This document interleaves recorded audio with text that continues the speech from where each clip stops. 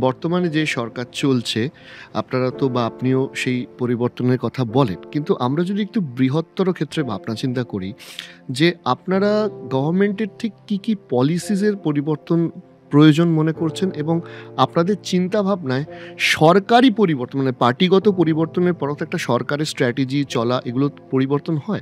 কি পরিবর্তনগুলো গুরুত্বপূর্ণ দেখুন, আপনি মনে রাজনীতিতে করেন? এই পরিবর্তন কথাটা বড় মজার। যে যার মতো করে সবাই ব্যবহার করে। পরিবর্তন মানে কি? ক্ষমতা পরিবর্তন বা সরকার পরিবর্তনটা কোনো পরিবর্তন নয়। হুম, কিন্তু সময়ের সঙ্গে জামাকাপড় পাল্টানোর মতো হয়ে যায়। হুম, কিন্তু সরকারের পরিবর্তনের সঙ্গে, সঙ্গে সমাজের কি পরিবর্তন? সাধারণ মানুষের জীবনের মধ্যে সে আর্থিক দিক দিয়ে হোক, এক্সাক্টলি। শিক্ষা, অন্যান্য সুরক্ষার ব্যাপার নিয়ে সমাজের মধ্যে কি পরিবর্তন হলো, সামাজিক জীবনের মানুষের মধ্যে কি পরিবর্তন হলো, সেটা হচ্ছে মূল কথা। এটি যদি না হয় তাহলে যতবার সরকার পাল্টানো হোক কোনো মানে হয় না। হুম, কুয়োর জল যদি নোংরা হয়ে যায়, আপনি বালতি পাল্টালে কোনো পরিবর্তন হবে না। লোকে এক্সাক্টলি। বালতিটা পরিবর্তন করে, তাতে জল পাল্টাবে না, ওই জলই উঠবে।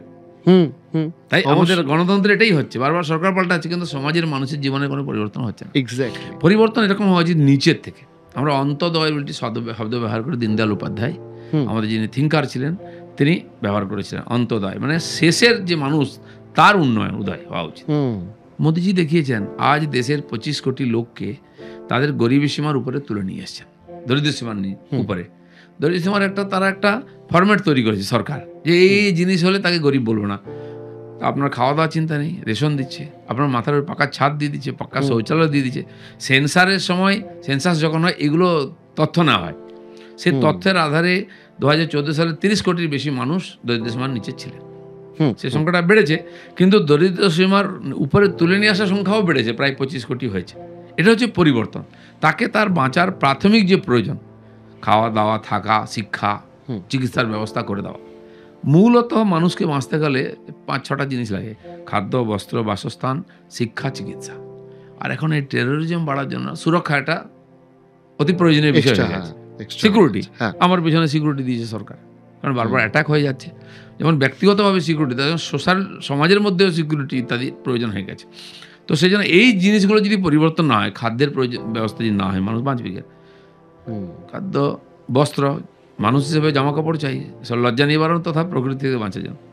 বাসস্থান চাই, একটা মাথা। আমরা পশু পাখির মতো জঙ্গলে থাকতে পারি না। মানুষ এমন তৈরি। হুম, একটা মাথার উপরে ছাদ চাই। সেটা পাকার ছাদ হলে ভালো হয়। হুম, মানুষ হিসেবে সভ্যতার বিকাশের জন্য শিক্ষার প্রয়োজন আছে। হুম, আর সুস্থ থাকার জন্য চিকিৎসার প্রয়োজন আছে। এটা মিনিমাম বেশিরভাগ দেশই এটা দিতে পারেনি পৃথিবীতে। আমাদের ১ম এই ৫ টা জিনিস দেওয়ার চেষ্টা করতে হবে। এগুলো হওয়ার পরে ধীরে, ধীরে সুরক্ষার ব্যাপারটাও নিশ্চিত হয়ে যাবে।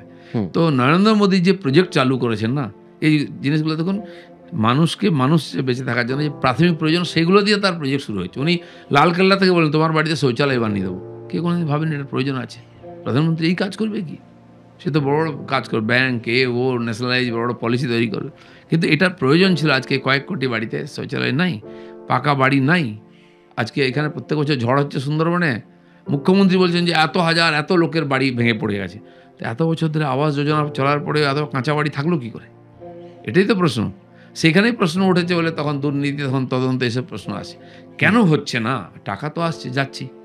তো প্রধানমন্ত্রীর যে বৈশিষ্ট্য, তিনি একটা ট্যাক্স না বাড়িয়ে গরিব মানুষকে তার প্রাথমিক প্রয়োজনের সব জিনিস তার বাড়ি পৌঁছে দিচ্ছেন। হুম, এটাই প্রয়োজন, এটাই অন্তোদয় হওয়া উচিত। আর এটা না হলে এই রাজনীতি, তামঝাম, সরকার পাল্টাচ্ছে, অন্যান্য বড়, বড় কাজ কিছু হচ্ছেও। এয়ারপোর্টও হচ্ছে, হাইওয়ে হচ্ছে, বন্দে ভারত থেকে বুলেট ট্রেন চলছে।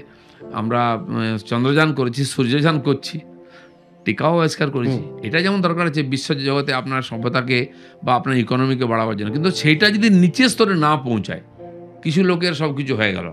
হুম, ১০, ৫, ২০% তাতে উন্নয়ন হবে না বা পরিবর্তন হবে। পরিবর্তন তো নিচে হওয়া উচিত এবং হুম, সবচেয়ে বড় আরও নিচে হবে শিশু, মহিলা, বৃদ্ধ যারা অসহায়।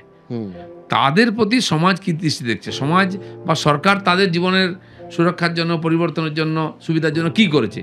এটা মাপকাঠি। আর এটাই দুনিয়াতে দেখা হয়। খুব কম দেশই এতে পাস মার্ক